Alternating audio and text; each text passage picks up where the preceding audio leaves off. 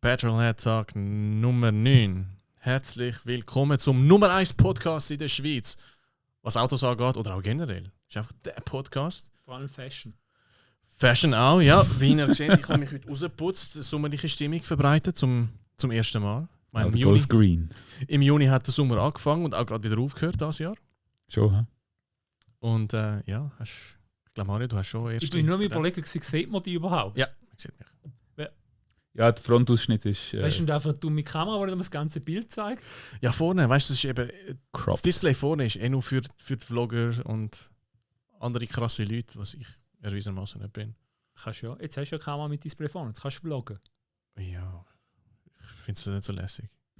So wie aus dir nie ein richtiger Influencer. Ja, das stimmt schon. Ich fange dann an. Weißt du, während dem Podcast mache ich da gleichzeitig noch mein eigenes Video. Hey, ich bin gerade da im Podcast, dem Schweizer Podcast. Und genau, ich kann nur sagen, wir haben auch politischen Einfluss, wie wir gesehen haben letzte Woche an. Wir haben gewonnen, haarscharf, aber wir haben gewonnen. Und wenn es das nächste Mal wieder auf Ernst kommt, retten wir wieder die Schweiz. Und machen es halt richtig. Und nicht so, wie die Leute vermuten lassen haben, dass die Schweiz sich einfach geweigert hat, das Weltklima zu retten. Okay. Dankeschön. Schön, wenn du jemanden hast, der an dich denkt. Ja. Genau, und mir Abfall bringt. Als Glassenstängeli. Genau, ich soll das doch bitte entsorgen.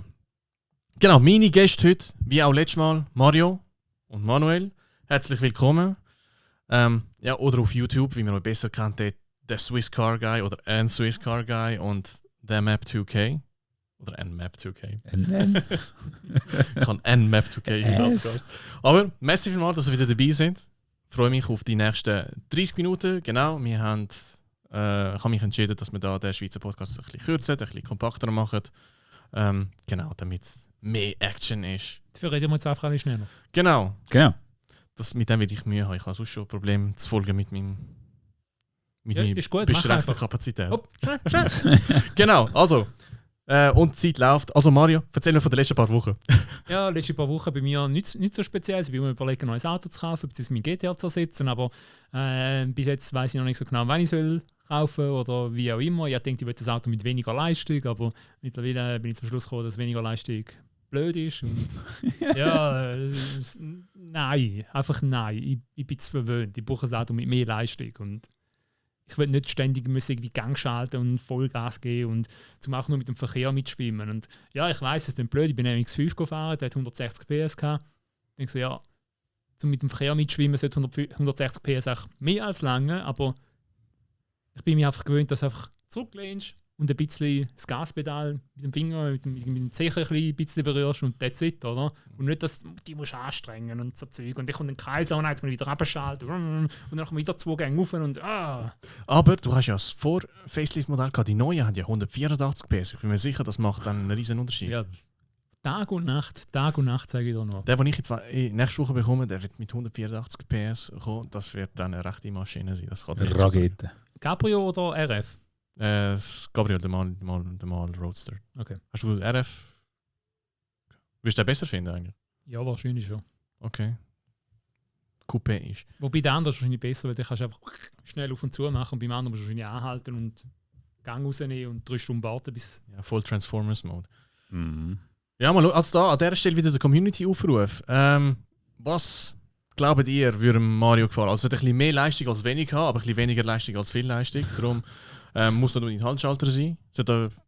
Kann auch ein Automat sein, darf ein Automat sein, sollte ein bisschen an Platz haben, sollte nicht gerade...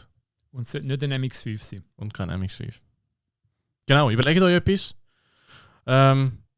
Bis dahin, Manuel, was hast du so getrieben die letzten paar Wochen? Ja, ich habe mich mit Schweizer Käse auseinandergesetzt. Oder, ja, nicht ganz, aber ja, die Repo-Kabine abgeholt vom Sandstrahlen. Man sieht jetzt Rostlöcher, man sieht auch, wo früher noch schon Rostlöcher geflickt oder probiert worden sind zu flicken, wie man auch immer sagen Viel Arbeit, definitiv. Ich setze mich im Moment einfach nicht damit auseinander, wie und wo und überhaupt und sowieso. Nein, so überhaupt sowieso nicht. Aber nein, ich bin jetzt einfach am schauen, wie dass man so Sachen kann reparieren kann, wie man am besten die Bleche zuschneidet. Es ist da jetzt mehr, es ist nicht einfach nur irgendwie eine Stelle, wo du grossflächig ausschneiden und ein neues Blech anfertigen und einschweißen und that's it. Sondern es sind da schon auch zum Teil Überlappungen, also Teil, wo das Blech gerade übereinander liegt.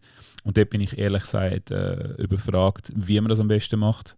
Ich würde es natürlich, wenn dann gerne einmal dafür gerade richtig machen. Und darum warte ich da im Moment auf den Kollegen, der noch in der RS ist oder im WK ist im Moment, dass er zurückkommt, dass wir uns das mal anschauen können, dass er mir da ein paar Hinweise kann geben kann, wie man so etwas macht am besten und auf was man muss achten. Und dann werde ich dort loslegen. Und ja, der Plan wäre bis Ende Jahr, dass man das Kabinchen dann so weit wieder dicht hat, dass man es dann wieder anfangen zusammenbauen, meinen Keller wieder leeren von den ganzen Teilen, die im Moment dort unten liegen. Also es ist halt der komplette Innenraum ist im Moment bei mir im Keller, über Kopfflügel, Motorhaube, Türen, es ist einfach alles im Moment dort unten und es wäre schon schön, wieder ein bisschen Platz zu haben irgendwann. Ja, hoffe, findest du auch wieder alles, wenn du zusammenbaust. Das ziemlich sicher schon, ich habe dort recht penibel alles abgeschrieben und auch in so Ziploc-Säckchen abgefüllt, dass ich genau weiss, wo was hinkommt. Aber ja, ich meine, es sind Sachen dabei, Schrauben dabei, die halt nicht mehr wirklich nutzbar sind, die du dann halt neu musst suchen.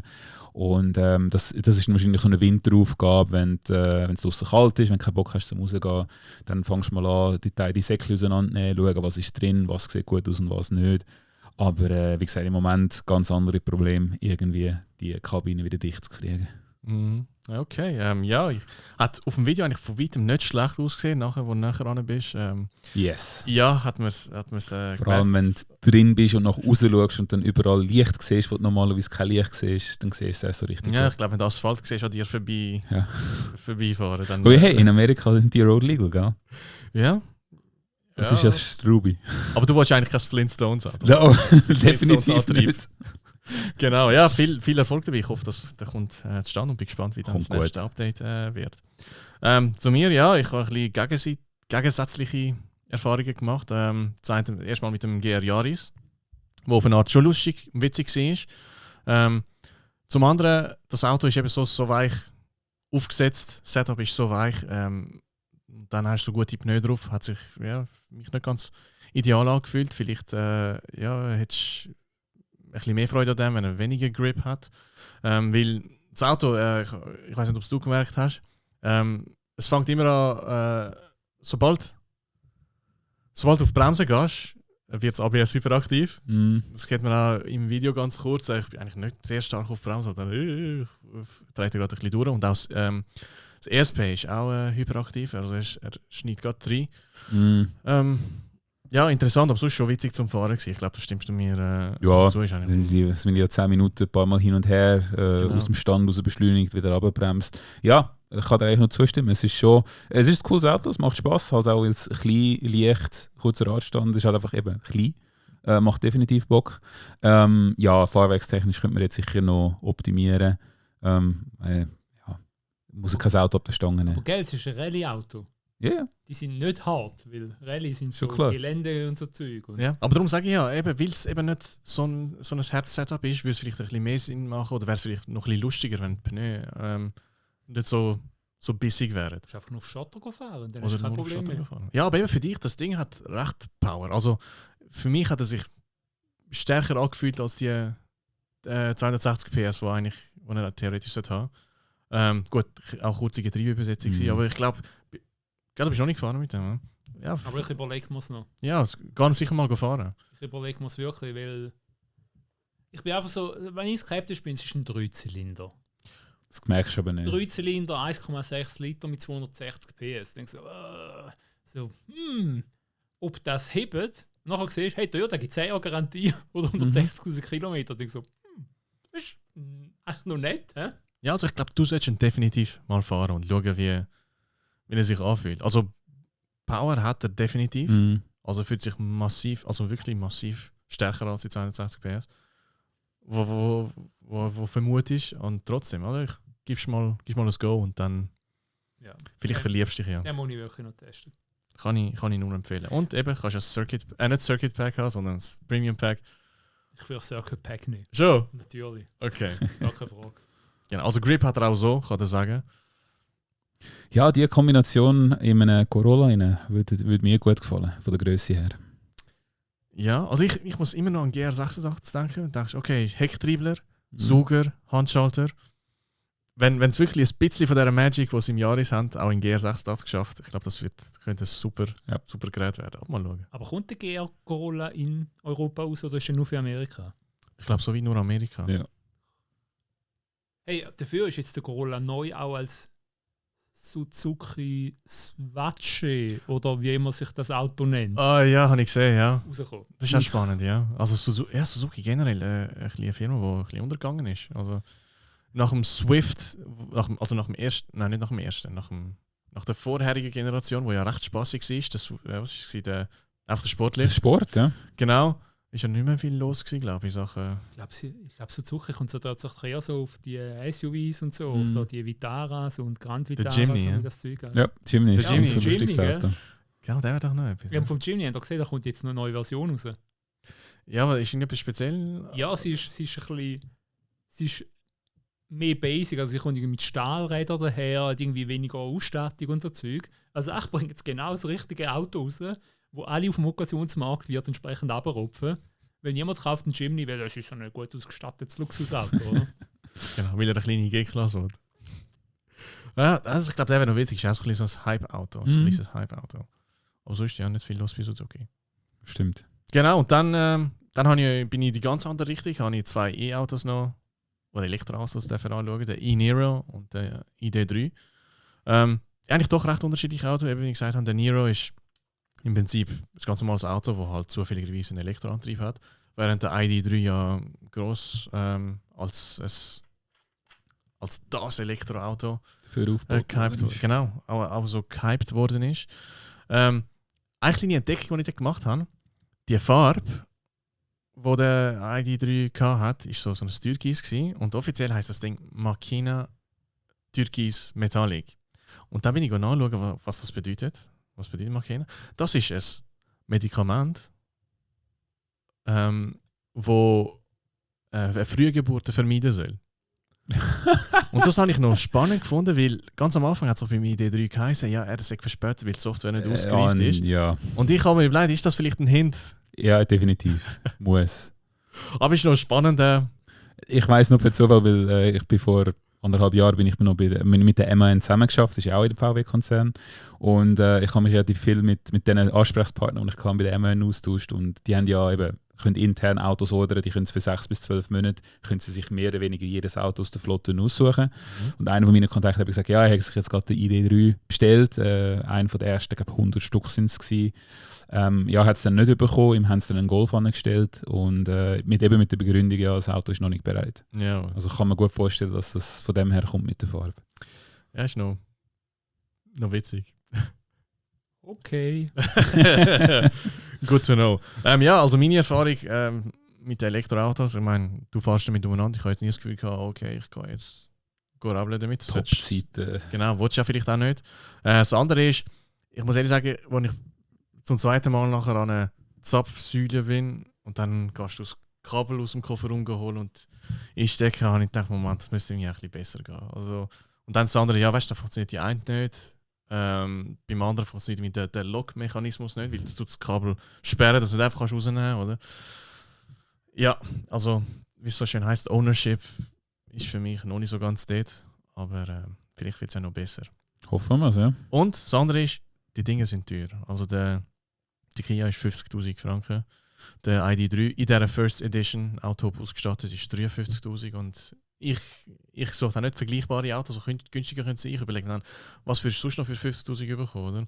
Und so als Petrolhead kommst du mittlerweile M2s rüber für das Geld, du kommst Civics über, wo weit drunter sind, also Type Rs, die weit drunter sind. Ja, nicht unbedingt Familienautos, aber okay. Also der Civic Type R ist ein super Familienauto. Ja, gut. Du kannst damit, wie es so schön heisst, die Kinder in die Schule bringen und dann gehst du über den Pass räubern. Ein bisschen romantisch. Das Civic Type R ist wahrscheinlich wirklich noch gut für das. Ich meine, heutzutage gilt ja die Meinung, dass du, wenn du das Familienauto brauchst, dass du irgendein SUV musst posten, oder? Genau. Das macht ja auch schon weniger Sinn. Genau, also ich sage, der Civic Type R ist ein ideales Familienauto. Du hast viel Platz, auch im Kofferraum. Und wenn du allein unterwegs bist, hast du einen Gaudi, weil er einfach wirklich cool zum Fahren ist. Bist du auch von Honda gesponsert, oder? Nein, aber die haben wirklich einen super Job gemacht. Ich kann es nur sagen. Ja, Eigentlich- jetzt müsste es einfach noch einen Designer haben, der nicht blind ist und dann wäre es wirklich gut. Ja, oder Target Area nicht irgendwie 18-Jährige sind. Ich finde, er sieht super aus. Aber findest du, neu sieht besser aus? Hast du schon gesehen? Nein, Also, nein, hast du nicht ich habe gesehen? nicht gesehen. Ah, okay. Also, was? Hat doch Flügel. Nein. Es ist nicht 5 Auspuffrohr hinten Nein, also der Type R haben sie auch nicht gezeigt. Einfach Aha. ganz normal Civic. Und, Na gut, der wird nicht 1000 Flügel haben. Nein. okay, ich habe Type R gesucht. Das ist auch nicht das erste Mal. Ich sehe ihn übrigens nicht auf dem Monitor, was du ich tippst. schiebe ihn. Ah. Also sonst gehen wir da über suchen. Ja, am ersten Browser ja eh schon offen. Von dem. Genau. Also 2021 Civic. Das ist nicht eher 22. Ja, wahrscheinlich, oder? Doch da. Sieht nach einem Seat aber- Ibiza aus. Ist das Weltmodell oder ist das der amerikanische Civic? Ah, meinst du, wird das... Weil ich meine, in Amerika sind es meistens ein bisschen anders, die Autos, und nicht Sind's? 1:1 gleich. Sind's? Okay, ja, also ich weiß nicht. Das Weißt du, weiss der ich sieht nicht. für mich fast schon ja so ein bisschen nach so Schräghägel-Limousinen, so voll amerikanischen Markt. Und Mhm. bei uns muss ein Hatchback Gut, das ist der wenn du ihn Prototyp von verkaufen der 11. Generation vom Civic. Also Genau, also... der Prototyp ändert sich eh noch. Nein, also der Straight Ah, Type ich zum kenne Beispiel. es ja haben- heutzutage mit Prototypen. Das sind einfach Serienmodelle, wo es noch irgendwie ein fancy Interior reinmachen und dann haben sie es. Also es hat schon Chance, sie haben den normale Civic Die schon angeschaut. Autozeitung hat nicht den besten Photoshop, muss ich sagen. Genau, aber er wird etwa so aussehen. Und ich weiß nicht, ob es wirklich ein Fortschritt ist. Aber mal schauen, wie der Type R dann wird. Ja, dann machst du mal noch Plastikflügel auf die Seite an und dann hast du einen Type R. Genau, Auch noch ein 5 Auspuffrohr hinten raus. genau. Aber ich weiß nicht, ob er wirklich besser aussieht. Niemand interessiert sich, wie ein Honda Civic aussieht. Nein. Offensichtlich, also es wäre der jetzige nicht zustande gekommen. Yep, definitiv.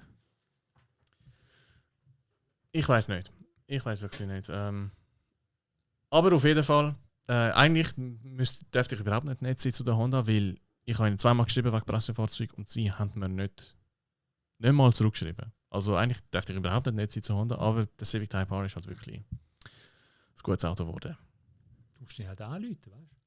Ich habe es probiert. Schreibst du mal auf Japanisch, vielleicht Sind die nicht in antwortet Game es gefunden? Die sind in Genf, ja. Du musst aber Französisch schreiben dort.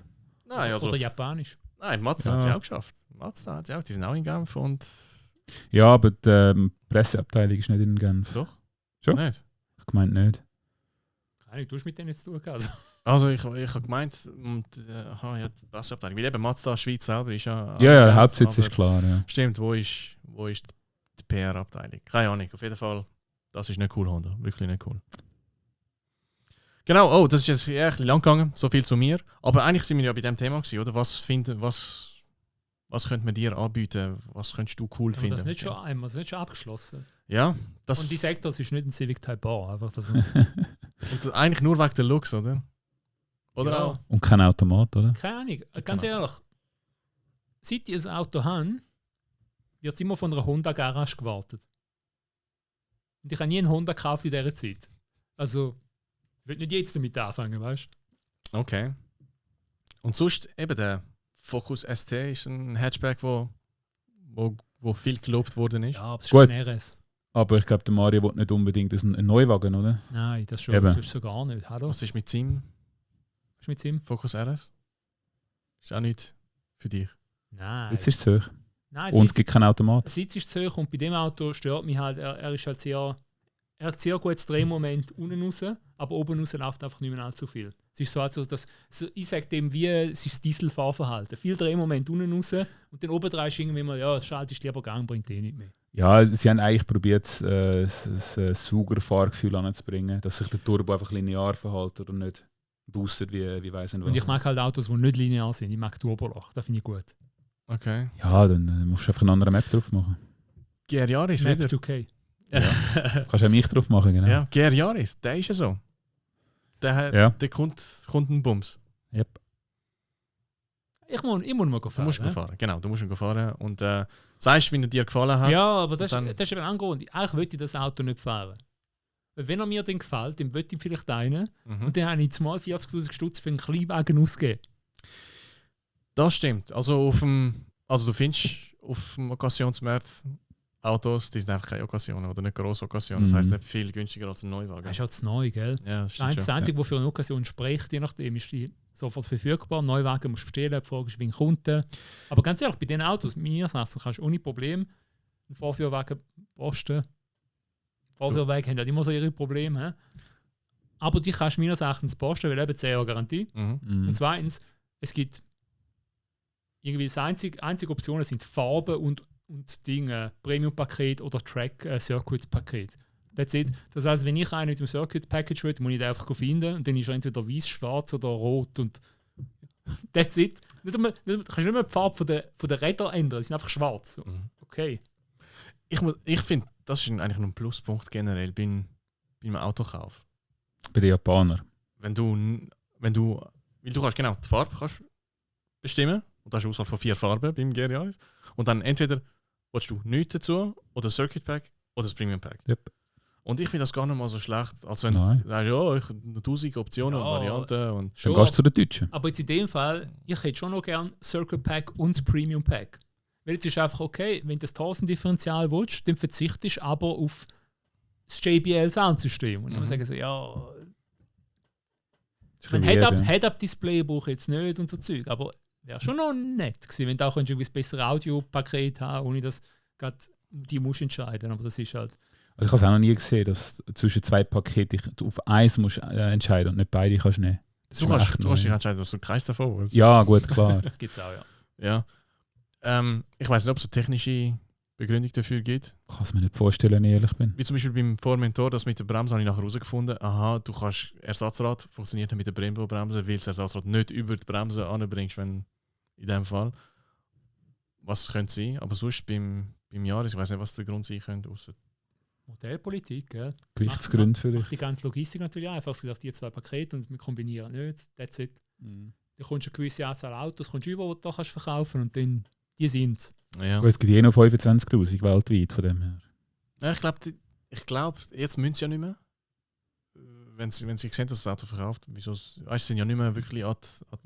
Ja, geht es nicht um Abgasemissionsdinger, die sie erfüllen müssen? Nein, das, was dort ist, einfach entweder machst du die Strafzahlung und tust sie auf den Kunden abwälzen, oder sagst, nein, wir machen das nicht und dann musst du halt einfach warten, oder bis genug andere Modelle ausgeliefert worden sind. Das darf sich doch Toyota kein Problem haben mit all den Prius und dem Zeug. Ja. Das ist eben das Problem. Andere Hersteller haben ja Elektroautos mittlerweile, die dürfen es doppelt abrechnen.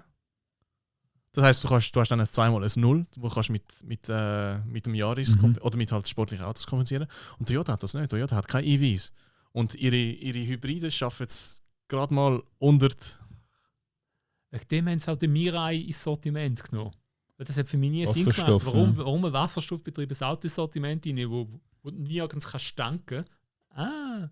Ja, aber wenn keine verkaufst, bringt es halt auch nichts, gell? Ja, das ist ja so. Es richtet sich ja wirklich nach effektiv verkauften Autos. Und das heisst, du musst irgendwie 100 Prius verkaufen, damit ein GR Yaris kannst verkaufen. Aber ist ja nicht auch jetzt das Problem gewesen wegen dem CO2-Gesetz, das abgelehnt worden ist? Weil das CO2-Gesetz hat ja so eine Folgeregelung für die Importeure und die Autogeschichten beinhalten. Und jetzt, so das, was das abgelehnt hat, ist irgendwie, wenn die alte Regelung ausläuft, dann gibt es keine Regelung mehr. Also theoretisch sollte es dann auch keine Strafzahlungen mehr geben. Ah, spannend. Interessant, ja, das wüsste ich jetzt nicht. Habe ich gemeint, dass ich irgendwo gelesen irgendwo quasi, ja, und jetzt, wegen dem müssen wir jetzt schnell irgendwie eine Nachfolgeregelung finden, weil sonst haben wir dann das Problem. So, ja. Ich sehe das Problem Ja, nicht. Ich glaube zwar nicht, dass sich Toyota auf den Schweizer Markt fokussiert in dieser Hinsicht. Nein, Ja, aber es macht dann schon einen Unterschied. ich denke, es werden jetzt nicht viel produzieren, weil sie das Auto höchstwahrscheinlich mit Verlust verkaufen. Ja. Also sie sagen, er ist sehr competitive, hat einen guten Preis, aber ich weiß nicht, es ist immer noch ein Jahr. Weißt, ich meine, einfach vom Psychologischen her. Ja. Oder? Es ist immer noch, du zahlst 40 oder mehr als 40'000 Franken für ein Jahr. Oder? Du musst es halt anders sehen. Du musst sagen, du zahlst nicht 40'000 Stutz für ein Jahr, sondern du zahlst 40'000 Stutz für ein Homologationsspecial. Genau, das Rallye-Auto. Ja, es ist schon so. Es ist trotzdem, ich meine, es ist vielleicht wenig Geld für so einen Sportwagen, es ist viel Geld für ein Jahr. Ja, ich meine, der Jahres weiter, der hat ein Carbondach. Der wird quasi von Hand zusammengebaut im Vergleich zu den anderen. Also von dem her ist es auch, wäre es nicht ein oder Jahresnamen oder was auch immer, dann würdest du sagen, eigentlich ist das Auto gar nicht so schlecht, so preis-leistungsmäßig. Ja, also es ist wirklich eigentlich krass, was sie gebaut haben, oder? Das ist definitiv so. Vielleicht wäre es besser gewesen, wenn sie ihn gar nicht Yaris genannt hätten, aber... Ich würde jetzt ja Toyota Civic nennen. Aber sieht halt schon ein bisschen so aus, gell? Einfach Toyota GR Rally Gear, GR4. Es hat ja einen GR4-Badge hinten. Auf der Toyota GR4. GR4, das wäre echt der richtige Name gewesen. Ja. Vielleicht, ja. Aber also der Händler, wo wir übrigens ein Gruß an dieser Stelle an Silvio Tresch von der Tresch Automobilen. Er hat gesagt, dass Bestellungen sind, das Ding verkauft sich Arme wirklich. sehr gut, ja. Das glaube ich. Es ist eben auch für so ein Performance-Car eben nicht so teuer. Mhm. Ich meine, kostet der gleich viel oder weniger als ein GT86? Kostet schon mehr. GT6, das war irgendwie 35'000 Stutz gewesen. Schon. Neu. Also der Basispreis vom Jahres ist ja 37,9. Der GR-Jahres. Genau. Der normal ist ja, glaube ich, irgendwie bei 20'000 Stutz. Oder? Nein, drunter, oder? Ja, noch weniger. Ich glaube sogar. 15.900 kostet. Ah ja, 15,9 stimmt. Da 15,9. Ja. Jahres 37,9. Haben wir den GT86 Ja genau? gut, Kannst du verkaufen Vielleicht sie ist den schon gar nicht nicht mehr mehr. Vielleicht haben sie in Vorbereitung auf den GR das Genau, Ding schon kommst gar nicht mehr rausgenommen. über. Ja, kannst du nicht mehr bestellen. Aber gerade, weißt du, im Vergleich muss ich sagen, kommst du beim Jahres schon mehr über. Ja. Es ist, Ja, einfach, auf jeden Fall. halt, es ist einfach ein massiv aufbereitetes Citycar und das andere ist halt so ein bisschen ja, das Coupé und ja. Ja, das ist schon Hey, so. Das ist etwas, das hat mich so geflasht, als ich das gesehen habe. Toyota verkauft den Highlander in der Schweiz. Ist das überraschend? Ja! Ich meine, das ist so ein Ami-Only-Modell. Das hat mich auch gewundert, als ich gesehen habe, was, verkaufen sie den Highlander auch noch? Okay. Boah. Das ist schon der grösste, was sie haben. Ja. Aber es ist ein Hybrid. Also, Ja? der grösste ist schon Nein, der noch Land Cruiser, ja. stimmt. Aber es hat mich gewundert, weil vor allem, wenn du das Sortiment Toyota hat irgendwie recht erweitert, was das Ja. Sortiment angeht mittlerweile. Und jetzt haben sie auch sportliche Autos wieder, oder? Ja. Gut, das würde uns auch zum Supra bringen. Und du bist nicht kein großer Fan davon. Mir ist einfach zu klein. Also zu klein im Sinne von klaustrophobisch. Und Mhm. ich meine, weißt, wenn ich in dem Auto sitze und raus schaue, dann ist da die Oberkante vom Fenster und der Rest ist einfach schwarz. Alles schwarz. Ist beim Jahres im Fall auch so. Ja, das ist eben auch nicht gut. Ja, ich bin den Supra noch nie gefahren. Und Aber ich du bist genug BMW gefahren, also weißt du. ja. Gut, BMW. Das andere ist eben, du hast auch einen Preis. Bist auch nicht mit dem Preis happy gewesen. Ja, das ist zu teuer. Und genau für das Geld kommst du auch einen M2 über. Ich sage nicht, dass der M2 das bessere Auto ist, aber er ist halt ein bisschen grösser. Was kostet eigentlich der Z4 bei der BMW? Du hast gesagt, er ist günstiger als Ja, der. also zumindest das, was ich geschaut habe, ist der Einstiegspreis 78.500 gewesen. Und der Supra mit dem 3 Liter ist 79.000. Und dann hast du noch Metallic-Lackierung 1'000 Stutz, dann bist du bei 80'000 Stutz. Sonst musst du das grusige Gel nehmen. Was gibt, glaube ich, vielleicht auch noch in Weiss, wo nicht Metallic ist mittlerweile. Ja. Nein, aber eben, das ist... Und das andere ist... Das ist auch noch, in meinem Video habe ich mir noch vorgestellt, hey, so quasi, wie zuverlässig wird das Auto sein, oder? Mhm. Wenn du schauen, hat das Auto auch 10 Jahre Garantie, wie ein GR-Jahres. I doubt it. Weil es ist im Prinzip ja kein Toyota. Also der Silvio hat gesagt, wenn sie das Infotainment freischalten wollen, dann muss das Telefon an die BMW gehen. Sie können Weil es es ist selber, ein selber BMW-System, ja. testen. Ah.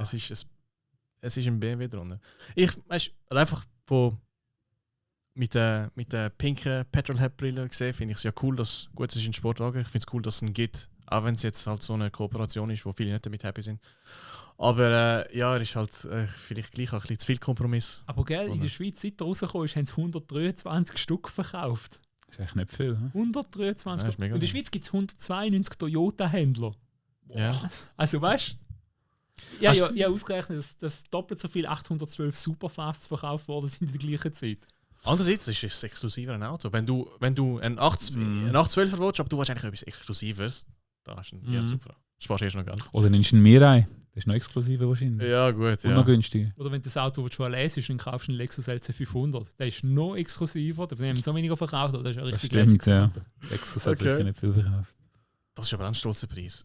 60'000 Franken. Gut, es ist auch, glaube ich, recht ein grosses Auto. Ja.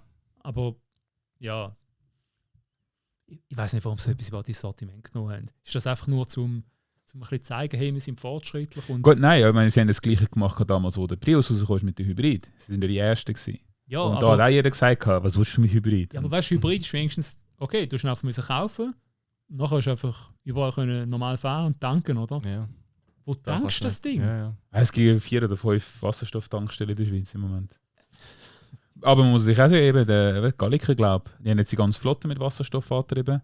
Das EWZ produziert das ja. Klar, sie liefern es exklusiv an Galliker, aber ich finde es einfach eine gute Option, Neben den ganzen und Hybriden. Ja, aber weißt du, für eine Logistikbude, ja. Weil dort hast du alle Lastwagen sind über Nacht in 1-2 Lager. Dann musst du einfach dort schauen, dass du dort die sicher kannst befüllen, oder? Für einen Privatkunden irgendwie. Ja. Einfach hoffen, dann da kommst du eine richtig Range Anxiety über. Weißt du, nachher nicht, ich stecke sie irgendwo ein und quasi, fuck, ich brauche wirklich eine Wasserstofftankstelle, oder? Das stimmt. Und ich hatte auch schon Range Anxiety gehabt, und ich bin in Zürich, in der Nähe von Zürich, und ich habe das Gefühl gehabt, oh, du kannst nicht überall einstecken. Kilowatt.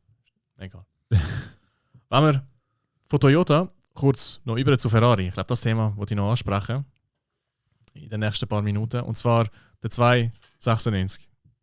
296. Ich weiß nicht, was die korrekte Art auf Deutsch ist zum der. Du hast noch mal sagen. Das. Gesundheit. Genau. Es ist eine ganz andere Generation, die der natürlich ansprechen soll. Trotzdem, ich habe ein bisschen Mühe. Ich weiß nicht, wie du es denken kannst. Ey, ich kaufe mir jetzt meinen ersten Ferrari und ich will, dass er 6 Zylinder hat. Ihr habt zwar gemeint, es spielt keine Rolle, wie viele Zylinder er hat. Trotzdem, ich habe ein bisschen Mühe damit. Und ich finde, er ist ja besonders schön. Also mir fällt jetzt gerade aus, das Heck sieht mir irgendwie nach einer Corvette C8 aus. Findest du nicht generell, die letzten paar Ferraris haben ein bisschen sehr einen GM-Look? Zumindest von vorne. Mit dem SF90, mit dem, was ist der, wie heisst es? Der Portofino. So ein bisschen, ich habe das Gefühl, ich gut, echt GM aus. All die einen Mittelmotor haben heutzutage, haben vorne halt das gleiche Sind alle Sportwagen, Supercars können ein bisschen generisch aussehen. Ja. Das ist halt, ja. Das ist jetzt einfach wieder ein normales Auto, weil hat ja nicht schon genug Modelle gehabt. Es gibt noch nicht genug Ferraris. Wäre das etwas für dich? Wäre ich unfassbar reich, vielleicht, ja. Aber das ist jetzt nicht, für mich persönlich ist das nicht ein Auto, auf das ich aspiriere. Das Gute ist, das wird ein super geiler Occasionskauf. Weil das Ding kann 25 Kilometer rein elektrisch fahren. Das heisst, wenn ich das Auto vielleicht in 10-15 Jahren kaufe und etwa 20'000 Kilometer hat, werden die alle elektrisch gemacht worden sein. Weil die Leute fahren die Autos ja nicht, die neu kaufen können. Die fahren sie in der Stadt und dort braucht es ja keinen Motor. Also der Motor wird wahrscheinlich, musst du wahrscheinlich zuerst noch einfahren, weißt du? Brandneu sein, genau. Da hast du ihm noch kein Gas gegeben. Er hat 20'000 Kilometer und 19.990 davon sind voll elektrisch gewesen. Dafür musst du die Batterien tauschen oder so etwas. Oder das, ja. Aber ja, es ist einfach etwas. Das Auto ist einfach etwas. Du hast vom Heck her, siehst so ein bisschen 250 LM, oder? Mit den geschwungenen Kopflügern und alles. Nachher da auch der Part, da könntest du auch sagen, das ist so ein bisschen Fiat Dino, Ferrari Dino, weißt, so ein bisschen so, okay, hat ja einen V6 drin, aber es ist auch wieder so ein höchstes Heck irgendwie. Was auch komisch ist, wieso hat das Auto so ein höchstes Heck? Ist ja kein Cabrio, weißt du, bei einem Portofino verstehst du es ja noch. Aber der V6 muss irgendwo sein. Ich bin mit, ja, weißt du, die Sache ist beim. Aber das ist irgendwie ein 110 Grad V6 oder so etwas. Das ist auch flach. Und beim SF90 zum Beispiel haben sie ja damit geworben, wie tief das der Motor verbaut ist. Und dann ist das Heck aber gleich hoch. Und dann wenn sie jetzt sagen, ja, weißt du, was ist wegen dem Diffusor? So Nein, aber du hast eine Batterie, du hast Stank, du hast alle Scheissdreck, der dann noch drunter muss. Ja, aber gell, ich kann mir vorstellen, das hohe Heck macht es aus aerodynamischen Gründen. So Camptail-mäßig, dass du einen schönen Abschluss hast und so. Ja. Kanten sind ja gut für die Aerodynamik. Aber es ist jetzt einfach aus meiner Sicht ist nicht jetzt unbedingt ein wahnsinnig schönes Auto. Es wirkt halt so ein bisschen. Es ist schon komisch, vorne ist er irgendwie mega schlicht und fast schon anonym. Und da sagst du, okay, so mach das weg, andere Farbe und es könnte irgendein Hersteller sein, oder? Hey, ich meine, mach ein Honda-Logo drauf und du hast ein NSX quasi, ja, genau. Wo ja auch die Form ist, V6 und Hybrid und stimmt eigentlich, ja. Das ist so. Ja, ich find einfach, irgendwie ist das in einem größeren Maßstab gezeichnet und designt worden als das. Eigentlich genau das gleiche Problem wie bei der Corvette C8. Ich finde auch, das Heck ist irgendwie grösser als der vordere Teil vom Auto. Aber es sind alle Supersportwagen so im Moment. Warum auch immer? Alles, was einen Mittelmotor hat, vor allem, gell? Ja. Wir haben es ja, genau, MC20. Gut, ich finde, der sieht jetzt cool aus. Ist ein schönes Design. Aber das wäre ja eigentlich original. Obwohl ich finde, eben die Front von dem finde ich jetzt zum Beispiel schöner. Gell, aber es ist halt die Maserati-Front, die immer ein bisschen. Ich finde es cool. Ist so ein Kussmaul, oder? Ist halt so klassisch. Aber ja, wie gesagt, bei dem Auto meines Erachtens einfach normale Fehlgänge machen oder schlichtere Fehlgänge und das holt das Auto schon auf ein ganz anderes Niveau ab. Ja. Ja, ich finde, das ist ein schöneres Auto, zumindest von dieser Seite. Und dann haben wir ja den McLaren gehabt, der genau gleich aussieht als Heck. Ja, man sieht noch etwas vom Motor, das sieht man mit dem Ferrari nicht. Ja, aber das sieht aus wie ein Fehler, dass du da rein siehst, weißt du? Das ist, als wäre etwas runtergefallen oder so etwas. Ja, ich finde, das Gitter da finde ich irgendwie noch cool. Und dass die Auspuffrohre da oben sind, aber irgendwie stimmen die Proportionen wieder nicht, finde ich. Aber schau, es ist auch da, schau mal, da ist der Hüftschwung und da unten ist echt, da wäre es Rad, das ist irgendwie so. Mhm. Ja, und ich meine, du kannst das so sehen. Und es ist, weißt du, die Keilform ist ja schon cool auf eine Art, aber irgendwie, ich weiß nicht. Früher haben sie ja über... Also ganz ehrlich, mich überzeugt das nicht. Also mit mir werden sie keinen Käufer finden. Welche meinst du jetzt? Alle drei? Alle! Quasi, ich habe letztens auch wieder überlegt, so quasi ein Ferrari 308. Der Magnum Ferrari. Ah ja. Die sind langsam wie die Hölle, aber die sehen schon noch gut aus, selbst nach 50 Jahren, Mann. Oh, hast du Also das Car-Track-Video dann wohl angeschaut? Ah ja, das sowieso. Ja. Ist es der? Ich habe mal einen im Evo-Magazin gesehen. Irgendeiner hat einen modernisiert, gell? Ja, und der ist, aber ist nicht der. Ich glaube, ein Weißer gewesen. Nein, er ist so grün, so türkises Grün gewesen. Hey, ich habe so einen Weißen auch noch gesehen, Okay. was auch so Restaurant gemacht hat. Und der ist wirklich schön gewesen. Und vielleicht ist das eigentlich der richtige Weg. Der Petrolhead-Weg eigentlich. Wenn du wirklich noch weißt, die klassischen Merkmale willst, aber ein bisschen moderner. Aber das ist halt, vor allem bei Ferrari ist das ein Problem. Bei Ferrari ist immer so zukunftsblickend. So, wir machen immer das Neueste, das Beste, das Schnellste, was geht. Und wenn wir so den Automarkt gesamt anschauen, wir sehen auch in letzter Zeit, in den vergangenen Jahren, sehr erfolgreiche Modelle, sind meistens so ein bisschen retro-gestylte Autos gewesen. Mhm. Also, denk an einen Fiat Cinquecento, denk an einen Mini, so ein bisschen Retro-Styling. Das mögen die Leute auch noch gut, aber bei den ganzen Supercar-Herstellern macht das niemand.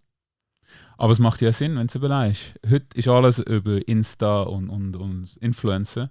Und all die Autos, die heute Influencer sind, die interessiert es nicht, was für ein Ferrari-Auto vor 20 Jahren modern war. Sondern die wollen ein neues Auto, dass sie es exklusiv mit sich ablichten können, dass sie viral gehen. Aber auf der anderen Seite ist dann auch das, hast du gesehen, vor ein paar Wochen haben sie doch den, ich weiß nicht mehr, wie er heißt, das Remake vom Lancia 037. Hat doch eine Firma angekündigt, dass sie so ein Remake machen wollen. Und das ist dann irgendwie irgendwo durch wieder Hype gewesen. Es ist irgendwie einfach bei diesen Supersportwagen, wo das nicht funktioniert, das Retro-Styling. Vielleicht ist es einfach mit der Zielgruppe, wo vielleicht Aber nicht so niemand macht es. ja. Niemand macht es. Und eben so ein 308, also ein alter Ferrari, die sind relativ clean designt, relativ schnörkellos. Ich meine, da siehst du auch so, weißt, so typisch Pininfarina mit dieser Linie zwischen oben und unten und alles. Also sehr klassisch. Und die sehen immer noch gut aus. Yep. Die sehen auch immer noch schnell aus, obwohl es keine schnellen Autos sind. Und ich habe das Gefühl, die ganzen neuen Autos mit dem extrem verspielten Design, extrem detailliert, extrem verschnörkelt, das machen es hauptsächlich für asiatische Käufer. Weil im asiatischen Raum, die Asiaten die sind recht detailfixiert und die schätzen das wie mehr. Weil dem sehen alle Autos heute so scheiße aus. Ja, darum sage ich ja auch, ist der letzte schöne Ferrari gewesen. Der ist schon weit weg von schön. Ja, finde ich auch. Du findest ihn nicht schön? Ich finde, er ist schön, wie er...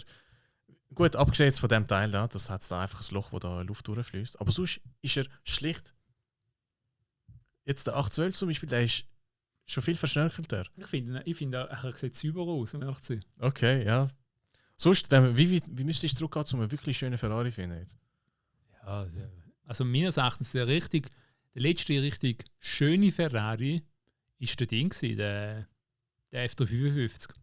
Ich wäre jetzt wohl aus auf der 355. Ja. Ich finde auch der 456 finde ich ein sehr schönes Auto. Aber der 355 ist so eher so klassisch, wirklich Mittelmotor, Sportwagen, Ferrari. Während der 456 hat so Frontmotor, Viersitzer, das ist halt immer so ein bisschen das Stiefkind, oder? Mhm. Ich wäre jetzt zumindest was 2.8 Mittelmotor angeht, wäre ich jetzt auch bis zum 355 zurück. Zum sagen, wirklich, das ist schön. Der 360 zum Beispiel finde ich überhaupt nicht schön. Aber der 355 ist schon ein schönes Auto. Und es ist jetzt auch finde ich ein guter Kandidat zum Modernisieren. Haben sie schon. Also ich habe gesehen, die Leute, die den... Es gibt eine Firma in England, die baut. Aber die nehmen für das... eine Firma in England oder sind in Amerika. Aber die tun 348er schlachten und tun sie noch im 355er Look neu aufbauen, aber halt mit besserer Technik und allem drum und dran. Okay, witzig. Ja, aber ich finde, das ist etwas, wo sich lohnen würde. Nein, 355er ist schön. Das Problem ist, kannst du keinen kaufen. Die meisten haben eine F1-Schaltung drin und das... Nein. Und 355 ist halt nur einer von diesen Ferrari, wo jedes Mal zum Zariemen wechseln, den Motor musst rausholen.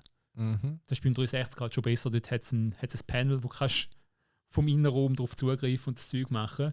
Aber da jedes Mal irgendwie Engine-Out-Service all 6 Jahre, wenn du es jetzt mal locker nimmst. Ja, andererseits beim 360er hast du das Problem sowieso nicht, weil niemand will einen 360er. Einen 360er willst du nicht. Hast du eine Ahnung? Willst du glaube nicht. Ich will schon so. Willst du wirklich einen 360er? Ich würde einen kaufen, wenn ich einen zum richtigen Preis finde. Okay. Aber es müsste ein Handschalter sein. Keine F1-Schaltung. Die meisten sind halt schon F1. Ja, es gibt sicher wüstere Autos als 360er. Ja, aber ich glaube, das ist doch generell so jetzt so der nicht der Shift, sondern der Graben vielleicht zwischen neuen Supercars oder alten Supercars, die modernisiert werden. Das ist ja eigentlich genau das Singer-Phänomen jetzt, oder? Ich glaube einfach, wir werden alt. Das auch. Das auch, ja. Gut, aber unsere Erinnerung an die Kindheit, das wir sind die werden Autos. alt und alles, oder? Aber Kinder heutzutage, sie finden die Autos nicht geil. Also die Eben, neuen ja. nicht. Für die ist es so, who cares? Richtig. Darum habe ich auch gesagt, die wollen nur das Auto, um auf Instagram abgelichtet zu sein, um ihre Follower zu pleasen. Anonym. Ja, und ich glaube, auf dieser traurigen Note können wir da einen Abschluss finden.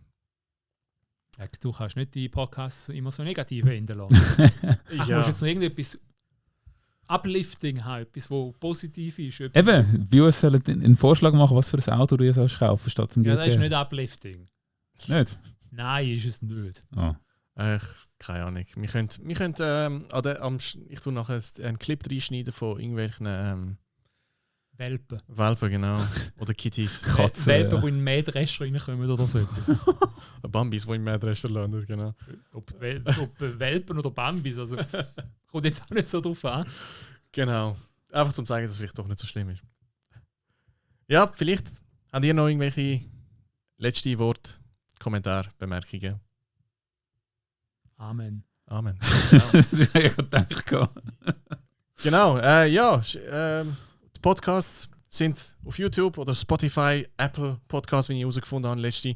Geht doch schauen, hören, wenn ihr euch die Heimfahrt versüßen wollt.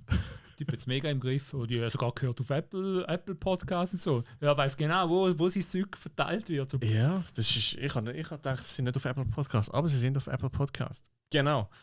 Merci vielmals fürs Zuschauen, fürs Zuhören. Auch euch, merci vielmals. Dankeschön. Danke auch. Und bis zum nächsten Mal. Ciao Bis zum zusammen. nächsten Mal. Ciao Ciao zusammen.